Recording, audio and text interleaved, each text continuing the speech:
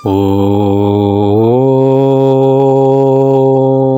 శ్రీ సచ్చిదానంద సమర్థ సద్గురు సాయినాథ్ మహారాజ్ కీ జై. ముందుగా సాయి భక్తులందరికీ నమస్కారం అండి. వీడియో చూస్తున్న ప్రతి ఒక్కరిపైన ఆ సాయినాథుని ఆశీస్సులు ఉండాలని, బాబాగారి భక్తులందరూ ఎప్పుడూ కూడా ఆనందంగా సంతోషంగా వారి జీవితాన్ని గడపాలని మనస్ఫూర్తిగా కోరుకుంటూ ఈ వీడియోని స్టార్ట్ చేస్తున్నాను ఫ్రెండ్స్. రోజులాగానే ఈరోజు కూడా ఆ తండ్రి మనందరి కోసం మరొక చక్కటి సందేశాన్ని అయితే అందించబోతూ ఉన్నారండి. ఒక గొప్ప అదృష్టాన్ని మనకు ప్రసాదించబోతూ ఉన్నారు. మరి ఏంటి ఆ అదృష్టం? బాబాగారు తన బిడ్డల కోసం ఎటువంటి సందేశం తీసుకొచ్చారో, ఆ గొప్ప సందేశం ఏంటో ఆ తండ్రి గారి మాటలలోనే విని తెలుసుకుందాం. బాబాగారు ఈ విధంగా అంటూ ఉన్నారు. బిడ్డ, నువ్వు ఇష్టపడే బంధంతో నీ జీవితం ఆనందంగా ఉండబోతోందమ్మా. నువ్వు ఎన్నో రోజుల నుంచి నా దగ్గర పెట్టిన ప్రార్థన కదా ఇది. నేను నెరవేర్చబోతున్నాను తల్లి. ఒక్కసారి ఇది విను, తప్పకుండా నువ్వు సంతోషిస్తావమ్మా అని బాబాగారు అంటూ ఉన్నారండి. ఈరోజు బాబాగారు తన బిడ్డలకు ఒక గొప్ప అదృష్టాన్ని ప్రసాదించబోతున్నారు అనడంలో ఎలాంటి అతిశయోక్తి లేదండి. ఎందుకంటే కొంతమంది జీవితాలలో ఆర్థిక సమస్యలు ఉంటాయి, మరి కొంతమంది జీవితాలలో అనారోగ్య సమస్యలు ఉంటాయి. ఆర్థిక సమస్యలు ఉన్నవాళ్ళు ఎన్నో సమస్యలు వారికి ఉన్నా సరే ఏదో ఒక సమయంలో సంతోషంగా ఉండటానికి ఏదో ఒక కారణం ఉంటుంది. కానీ అనారోగ్య సమస్యలతో ఉన్నవాళ్ళు సంతోషంగా ఉందామనుకున్నా సరే వాళ్ళ శరీరం వాళ్ళకి సహకరించదు. అలాంటి ఇబ్బందిని ఎదుర్కొంటూ ఉంటారు. అందులోనూ మానసిక సమస్యలు ఎదుర్కొనే వాళ్ళు చిరునవ్వు అనే మాటకి అర్థాన్నే మర్చిపోయి ఉంటారండి. వాళ్ళ మొహంలో చిరునవ్వు చూసి కొన్ని సంవత్సరాలు అయిపోయి ఉంటుంది. వీటన్నింటికీ కూడా కారణం మన మనస్సు. అదే విధంగా ఆలోచిస్తూ ఉండటం, కోల్పోయిన దానిని గురించే ఆలోచిస్తూ ఉండటం, వీటి ద్వారా మనం మనోవ్యాధన చెందుతూ ఉంటాం. దాని కారణంగా అనారోగ్య సమస్యలను మనమే కొని తెచ్చుకుంటూ ఉంటాం.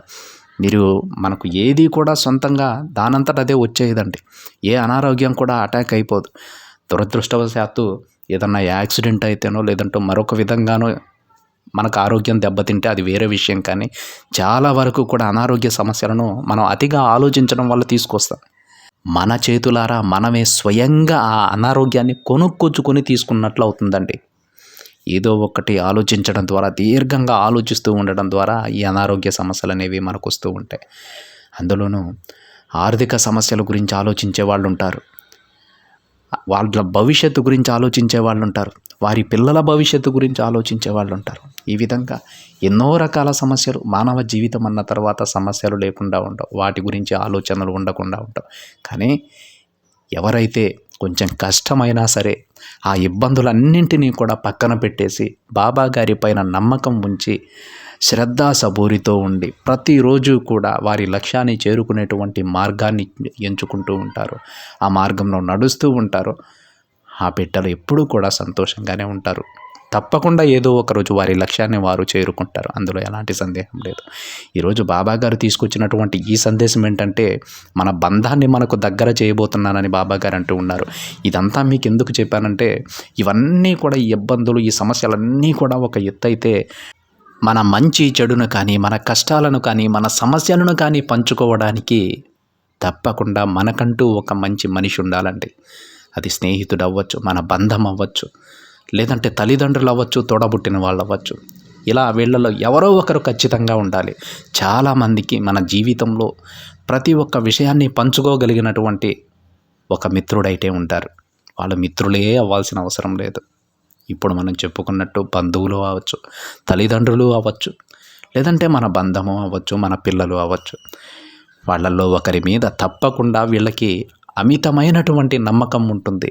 వారికి చెప్తే ఆ కష్టానికి వాళ్ళు పరిష్కారం చూపించినా చూపించకపోయినా వీళ్ళ మనసులో భారం తగ్గుతుంది. అలాంటి మనిషి తప్పకుండా ఒకరుండాలి. ఆ బంధం దూరమైనప్పుడు ఆ బాధని మనం మాటలలో వర్ణించలేమండి.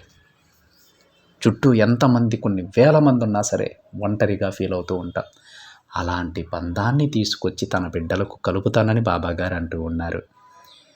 మీ మనసు అర్థం చేసుకోకుండా దూరమైనటువంటి ఆ బంధం ఏదైతే ఉందో, మీ అమ్మా నాన్న మిమ్మల్ని అర్థం చేసుకోవడం లేదా, మీ స్నేహితులు మిమ్మల్ని అర్థం చేసుకోవడం లేదా, మంచి మనసు కలిగిన నీ బిడ్డలు నిన్ను అర్థం చేసుకోవడం లేదా? ఎవరి గురించి నువ్వు అత్యంత ఎక్కువగా బాధపడుతూ ఉన్నావో, అత్యంత ఎక్కువగా దుఃఖిస్తూ ఉన్నావో, ఆ బంధాన్ని నీకు దగ్గర చేస్తానని బాబాగారు అంటూ ఉన్నారు. అంటే మన ఆలోచన, మన మనసు ఏదైతే ఎక్కువగా ఆలోచించి ఈ అనారోగ్యానికి కారణమవుతూ ఉందో, ఆ అనారోగ్యాన్ని తుడిచిపెట్టేస్తారు బాబాగారు. అవునండి, మన దగ్గర ఏది ఉన్నా ఏది లేకపోయినా మన ఆలోచన అనేది ఒక పరిధి వరకే ఉంటుంది. కానీ మనకు నచ్చిన వాళ్ళు, మనకు ఎంతో ఇష్టమైన వాళ్ళు, మనం ఎంతో నమ్మిన వాళ్ళు మన దగ్గర నుంచి దూరంగా వెళ్ళిపోతే ఆ బాధ వర్ణనాతీతం. ఆ మనసు ఆ పడే బాధకి పరిమితి అనేది ఉండదు, పరిధి అనేది ఉండదు. ఎక్కువగా ఆలోచించే అనారోగ్య పాలై మంచం పట్టేటువంటి రోజులు కూడా ఉంటాయి. తల్లిదండ్రుల విషయంలో అయితే, తన బిడ్డలు కానీ దూరం అయితే.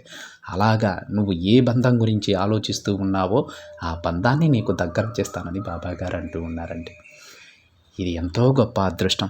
ఆ అదృష్టాన్ని ఏ విధంగా తన బిడ్డలకు ప్రసాదించబోతున్నారో ఆ తండ్రి మాటలలోనే విందామండి. బాబాగారు ఈ విధంగా చెప్తూ ఉన్నారు. బిడ్డ, ఈరోజు నేను చెప్పబోయే ఈ శుభవార్త కోసం నువ్వు ఎప్పటి నుంచో ఎదురు చూస్తున్నావమ్మా. నీ జీవితంలోకి నువ్వు ఆశపడ్డ బంధం చేరబోతోంది. ఇక నీ జీవితంలో ఒక అధ్యాయం మొదలవుతుంది. ఒక నూతన అధ్యాయం మొదలవుతుంది తల్లి. నీ సాయి మాటలు అర్థం కావడం లేదా బిడ్డ? అయితే నేను చెప్పేది శ్రద్ధగా విను. చూడమ్మా, నువ్వు ఎప్పటి నుంచో స్వచ్ఛమైన ప్రేమ కోసం ఎదురు చూస్తూ ఉన్నావు కదా. అది ఎలాంటి స్నేహమైనా సరే, నీ తల్లిదండ్రుల నుంచి వచ్చేటువంటి ప్రేమ కావచ్చు, నీ పిల్లల నుంచి వచ్చేటువంటి ప్రేమ కావచ్చు, నిన్నుగా అర్థం చేసుకునేటువంటి ప్రేమ కోసం నువ్వు ఎదురు చూస్తూ ఉన్నావు. ఆ ఆప్యాయత కోసం ఎదురు చూస్తూ ఉన్నావు. నిజమా తల్లి? నా దగ్గర ఏదీ కూడా దాచవద్దమ్మా. నువ్వు నిజమైన అభిమానాన్ని కోరుకుంటూ ఉన్నావు. ఇలా నువ్వు ఆశపడ్డ బంధం కోసం ఎదురు చూస్తూ ఉన్నావు కదా. ఇక నీ దీర్ఘకాలిక ఎదురు చూపులు ఫలించాయి బిడ్డ. నువ్వు కోరుకున్న బంధం నీ దగ్గరకు రాబోతోంది. నీ మనసులో ఉన్న అన్ని ప్రశ్నలకు సమాధానం దొరకబోతోందమ్మా. ధైర్యంగా ఉండు. నేను నీతో పాటే ఉంటూ నీ దారిలోనే నడుస్తూ ఉన్నాను. నీకొక విషయం చెప్పనా తల్లి? జీవితంలో కష్ట నష్టాలు తెలిస్తేనే తరువాత అందమైన జీవితాన్ని నువ్వు జీవించగలవు. నీ కష్ట సమయంలో కూడా నేను నీతోనే ఉంటానమ్మా. కానీ కొన్ని పనుల్లో నువ్వే సొంతంగా నిర్ణయం తీసుకోవాల్సి ఉంటుంది. పక్షి ఎలా అయితే తన రెక్కలను నమ్ముకొని ఉంటుందో అలానే నువ్వు నీ ధైర్యాన్ని నమ్ముకో. తప్పకుండా గెలుస్తావు. ఒకవేళ నీ పోరాటంలో కింద పడితే ఎవరి కోసమో ఎదురు చూడకు తల్లి. నీ అంతట నువ్వే లేవాలి. ఈ లోకంలో నిన్ను కిందికి తొక్కేసేవారే ఎక్కువ. నిన్ను పైకి తీసుకురావాలనుకునే వాళ్ళు చాలా తక్కువగా ఉంటారమ్మా. ఈ లోకాన్ని, ఈ సమాజాన్ని అర్థం చేసుకోవడానికి ప్రయత్నం చేయి. కాబట్టి నువ్వు ఎవ్వరినీ నమ్మవద్దు, ఎవరిపైన ఆధారపడవద్దు, ఎవరి సాయం కోసం ఎదురు చూడవద్దు. నీకు నువ్వుగా ప్రయత్నించి పైకి లేయి. నీ జీవితం నీ చేతుల్లోనే ఉంది తల్లి. మరి నా జీవితం ఎప్పుడు మారుతుందో అని ఆలోచిస్తున్నావు కదా తల్లి. దిగులు పడకు. తప్పకుండా నీ జీవితంలో త్వరలోనే, వీలైనంత త్వరలోనే ఒక మార్పు రాబోతోందమ్మా. అది నువ్వు ఎన్నో రోజుల నుంచి నీ బాబాని అడుగుతున్నదే. ఆ సమయం ఇప్పుడొచ్చింది. నమ్మకంతో ఉండు బిడ్డ. నమ్మకంతో ఉంటే గెలుపు నీ సొంతం అవుతుంది. చూడమ్మా, నీకు ఏదైనా సమస్య వస్తే భయపడిపోవద్దు. దానిని నువ్వే పరిష్కరించుకో. నేను నీతోనే ఉన్నాను కదా. నీ బాధ్యతను నువ్వు నిర్వర్తించు. నువ్వు ఆశపడే బంధం నిన్ను వెతుక్కుంటూ వస్తుంది. నీతో ఒక్కరైనా ప్రేమగా మాట్లాడతారా అని ఆశగా ఎదురు చూస్తూ ఉన్నావు కదా తల్లి. సరే, నీ అభిమానాన్ని, ఆ ప్రేమను అర్థం చేసుకునే బంధం నీకు చేరువయ్యేలా నేను ఆశీర్వదిస్తున్నాను. నువ్వు వద్దన్నా నేను నీతోనే ఉంటాను తల్లి. నువ్వు పూజించినా పూజించకపోయినా సరే నేను నిన్ను వదలను. నేను నీ చుట్టూ ఉన్నానమ్మా. కానీ నువ్వు ఎదురు చూసే బంధం నీకు కావాలని అనిపిస్తూ ఉంది కదా. నీ కష్టాలు నష్టాలు పాలు పంచుకోవడానికి నీకు నీ బంధం అవసరమవుతుంది. నాకు తెలుసు బిడ్డ. ఆ బంధాన్ని తప్పకుండా నీకు చేరువ చేస్తానమ్మా. ఆ బంధం నీ జీవిత భాగస్వామి కావచ్చు, నీ ఇంటి వారసులు కావచ్చు. ఇలా ఏ బంధమైనా సరే తప్పకుండా నీ దగ్గరకు నేను చేరుస్తాను. ఈ సమయంలో నువ్వు సంతోషంగా ఉండాలంటే ఒక బంధం నీకు అవసరమవుతుందని నాకు పూర్తిగా తెలుసు. నువ్వు ఎదురు చూస్తున్న బంధాన్ని, నీకు కావలసిన ప్రేమని పంచి నీకు అండగా ఉంటూ నిన్ను ఆనందంగా చూసుకునేటువంటి ఆ బంధాన్ని నేను నీకు ప్రసాదించబోతున్నాను. ఆ బంధం నీ దగ్గరకు రాగానే నీ జీవితానికి ఒక అర్థం తెలుస్తుంది బిడ్డ. అమావాస్య లాంటి చీకటిగా ఉన్నటువంటి జీవితంలోకి పౌర్ణమి లాంటి వెలుతురు వస్తుంది. కష్టాలు బాధలు అని జీవించిన నువ్వు ఇకపై ఆనందం అనే మాటలలో జీవిస్తావు. నీకు ఆనందాన్నిచ్చే బంధం నీకు దగ్గర చేస్తానమ్మా. ఇక నీకు దిగులు అనవసరం తల్లి. నీ ఎదురు చూపులన్నీ నిజం చేస్తాను. ఇక నీకు కావలసినవన్నీ నీకు అందిస్తానమ్మా. నీకోసం వచ్చే బంధంతో ఆనందంగా ఉండు. నీ బంధం కోసం అతి కొద్ది రోజులు ఎదురు చూడు చాలు. తప్పకుండా నువ్వు సంతోషించేటువంటి గొప్ప బంధాన్ని నీకు దగ్గర చేస్తాను. ఇప్పటికైనా నీ సాయి మాటలు అర్థమయ్యాయా తల్లి? అర్థమైతే ధైర్యంగా ఉండు. మిగతాదంతా నేను చూసుకుంటాను అని బాబాగారు అంటూ ఉన్నారండి. మనం ముందుగా చెప్పుకున్నట్టే ఈరోజు బాబాగారు తన బిడ్డలకు వాళ్ళు ఏ బంధం కోసం అయితే ఎదురు చూస్తూ ఉన్నారు, అది వివాహ బంధం కావచ్చు, లేదంటే సంతాన బంధం కావచ్చు, లేదంటే వారి తల్లిదండ్రులే వారిని అర్థం చేసుకునేటువంటి బంధం కావచ్చు. ఏ విధమైనటువంటి బంధమైనా సరే అతి త్వరలోనే ఆ శుభ పరిణామం ఏదైతే ఉందో ఆ పరిణామాన్ని దగ్గర చేరుస్తానని బాబాగారు అంటూ ఉన్నారు. ఇన్ని రోజులు మీ పైన కోప్పడినటువంటి మీ తల్లిదండ్రులు వారి ప్రేమను తప్పకుండా నువ్వు అర్థం చేసుకుంటావమ్మా అని ఈ సందేశంలో అర్థం.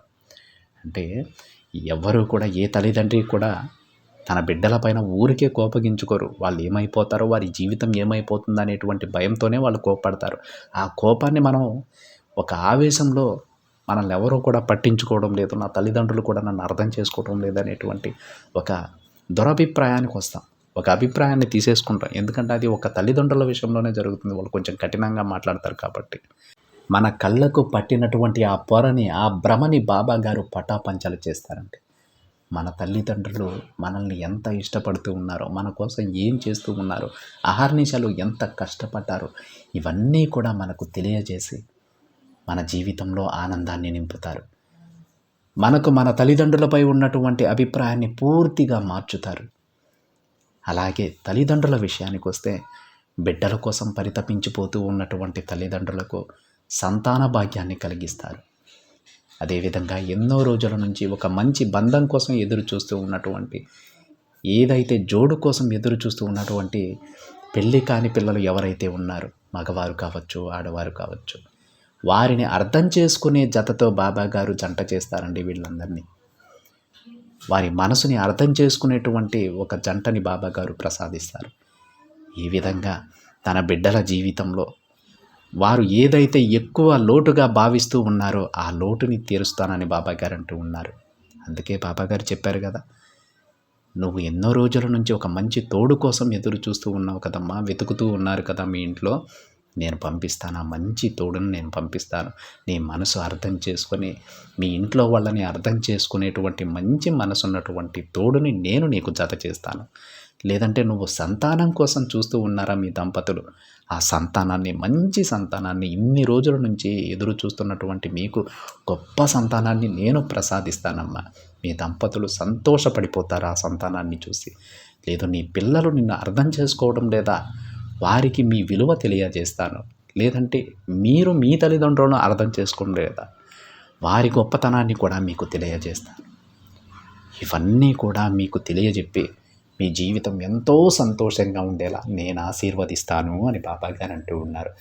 ఇక్కడ అన్ని విషయాలు బాగానే ఉంటాయండి. బాబాగారు చెప్పినటువంటి ప్రతి విషయం బాగానే ఉంటుంది. కానీ చాలామంది తల్లిదండ్రుల విషయంకి వచ్చేసరికి నెగిటివ్గా ఆలోచిస్తూ ఉంటారు.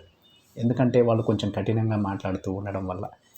మళ్ళీ చెబుతున్నానండి, మన తల్లిదండ్రులు మనపై కోప్పడేది మన మంచి కోసం, మనం బాగుండాలని. మీరు బాబాగారిని పూజించకపోయినా ఆ తండ్రి పెద్దగా కోపగించుకోరు. కానీ ఏ బిడ్డలైతే తన తల్లిదండ్రులను వదిలిపెట్టేస్తారో, తన తల్లిదండ్రులకు ఇవ్వాల్సినటువంటి మర్యాద ఇవ్వకుండా పక్కవారి దగ్గర నీచంగా మాట్లాడుతూ ఉంటారు, తక్కువ చేసి మాట్లాడుతూ ఉంటారు, వాళ్ళని ఏ భగవంతుడు క్షమించడండి. బాబాగారే కాదు, ఏ భగవంతుడు క్షమించరు. మీ తల్లిదండ్రులను పూజించండి. ఎందుకంటే ఈ ప్రపంచంలో మీకంటూ నిస్వార్థంగా మీకోసం పనిచేసే వాళ్ళు ఎవరైనా ఉన్నారంటే, మీ సంతోషం కోసం వారి సంతోషాన్ని త్యాగం చేయగలిగినటువంటి వ్యక్తులు ఎవరైనా ఉన్నారంటే అది కేవలం మీ తల్లిదండ్రులు మాత్రమే. అలాంటి వారిని బాధ పెట్టవద్దు. వారి మాట వినండి, మర్యాదగా మాట్లాడండి. మీకు ఎంత కోపం ఉన్నా సరే ఆ కోపాన్ని పక్కన పెట్టి వారికి కనిపించకుండా తీయగా 2 మాటలు మాట్లాడండి. ఆ తరువాత వాళ్ళ సంతోషం చూడండి, ఎంత సంతోషపడతారో, ఎంత ఆనందపడతారో. అలాంటి సంతోషాన్ని ఏ బిడ్డలైతే తమ తల్లిదండ్రులకు ఇవ్వగలరో ఆ బిడ్డల జీవితం ధన్యమైపోతుంది. అలాంటి వారికి ఎప్పుడూ కూడా ఆ తండ్రి తోడుగా ఉంటారు. అర్థమవుతుందా అండి? ఇప్పటికైనా బాబాగారి సందేశాన్ని తన బిడ్డలకి ఎందుకు చెప్పారో మనం పూర్తిగా అర్థం చేసుకోగలిగితే అదే చాలు. మన జీవితం దానికదే మారిపోతుంది. బాబాగారే మార్చేస్తారు. ఇక సంతోషంగా ఉండండి. బాబాగారు చెప్పినటువంటి ఈ మార్గాన్ని ఎంచుకొని బాబాగారు చెప్పినటువంటి ఈ చిన్న పనులు చేస్తూ ఉండండి. మీ జీవితం ఎంత అద్భుతంగా మారిపోతుందంటే మీరు కలలో కూడా ఊహించిన విధంగా అంత గొప్ప భవిష్యత్తు బాబాగారు మీకు అందిస్తారు. సరేనా? ఇది ఫ్రెండ్స్ ఈరోజు బాబాగారి సందేశం కనుక మీకు నచ్చినట్లయితే ఒక చిన్న లైక్ చేయండి ఫ్రెండ్స్. మరింతమంది మన బాబాగారి భక్తులగారి ఈ సందేశాన్ని షేర్ చేయండి. మొదటిసారిగా ఛానల్ని చూస్తున్న వాళ్ళైతే తప్పకుండా సబ్స్క్రైబ్ చేసుకొని పక్కనే ఉన్న బెల్ ఐకాన్ని యాక్టివేట్ చేయండి. మరొక బాబాగారి సందేశంతో మరొక వీడియోలో కలుద్దాం. అంతవరకు ఓం సాయిరామ్.